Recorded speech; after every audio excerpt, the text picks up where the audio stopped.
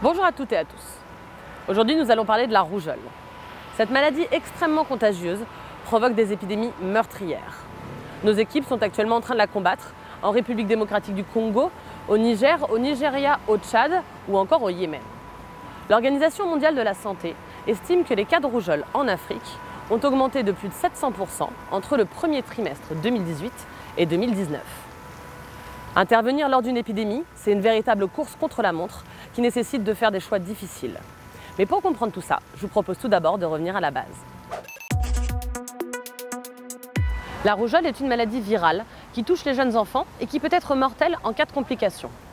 Dans les pays en développement, elle fait des ravages lorsqu'elle est associée au paludisme ou à la malnutrition. Mais c'est aussi une maladie évitable grâce à un vaccin sûr, pas cher et efficace.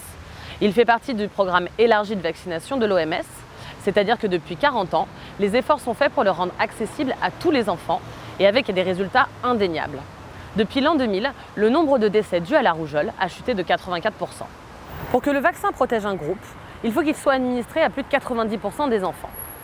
Cela implique des campagnes de vaccination étendues et régulières, sans lacune ni interruption, pour éviter de constituer des réservoirs d'enfants non vaccinés.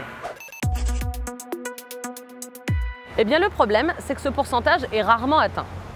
Il implique l'adhésion de la population et l'on sait qu'elle recule dans les pays occidentaux où les parents refusent de faire vacciner leurs enfants. Il implique aussi une campagne de vaccination efficace et dans les pays dans lesquels nous intervenons, ça n'est pas toujours le cas. Au Yémen, la guerre qui dure depuis plus de 4 ans a causé l'effondrement de tout le système de santé, y compris du programme de vaccination. Au Tchad, au Niger, au Nigeria, les problèmes d'approvisionnement et de chaîne du froid, le manque de personnel et de ressources ont marqué les dernières campagnes de vaccination. Résultat, les épidémies déclarées en 2018 continuent toujours aujourd'hui de faire des victimes.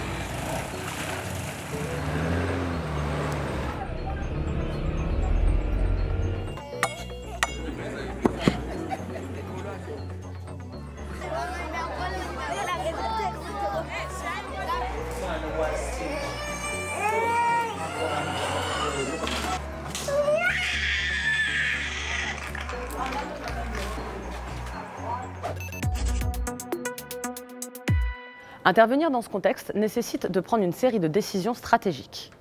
Il faut tout d'abord être très réactif et intervenir le plus tôt possible. Dans la zone de Katanga, MSF a lancé un programme en support du ministère de la Santé pour mieux répondre et idéalement éviter les épidémies de rougeole.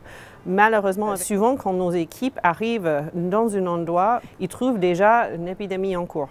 Nous devons définir rapidement les zones où nous allons vacciner. On intervient préférentiellement dans les endroits où il y a beaucoup de cas compliqués, il y a un taux de mortalité assez haut. On priorise aussi dans les zones voisines de l'épidémie, les zones avec une couverture assez basse ou une population d'enfants vulnérables plus haut peut-être que les autres zones. Il faut ensuite être capable de cibler les enfants les plus à risque. On a décidé de vacciner les enfants moins de 5 ans. Parce que ça représente une tranche d'âge et une population assez importante dans cette région. Mais c'est aussi une assurance qu'on va vacciner les enfants qui seront le plus touchés et souvent le plus vulnérables aux complications. Et nous devons aussi être capables de répondre aux autres pathologies qui aggravent l'état de santé des enfants malades. C'est une zone avec plusieurs défis sur l'accès aux soins et surtout pour les enfants. Donc l'idée derrière notre programme de prise en charge clinique pour la rougeole était aussi à soigner les enfants touchés par la rougeole, aussi malnutris et ou aussi avoir une infection du paludisme, etc. Mais aussi de soigner les enfants malades avec les autres maladies parce qu'ils sont aussi vulnérables, surtout dans cette région. Les épidémies de rougeole récurrentes présentent des difficultés particulières pour les équipes. Il s'agit non seulement de répondre aux spécificités du terrain, mais aussi de comprendre les raisons pour lesquelles la maladie revient sans cesse.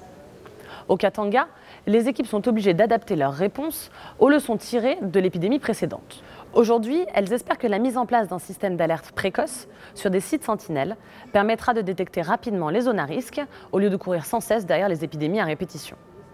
Merci à vous de nous avoir suivis et n'hésitez pas à partager cette vidéo sur les réseaux sociaux.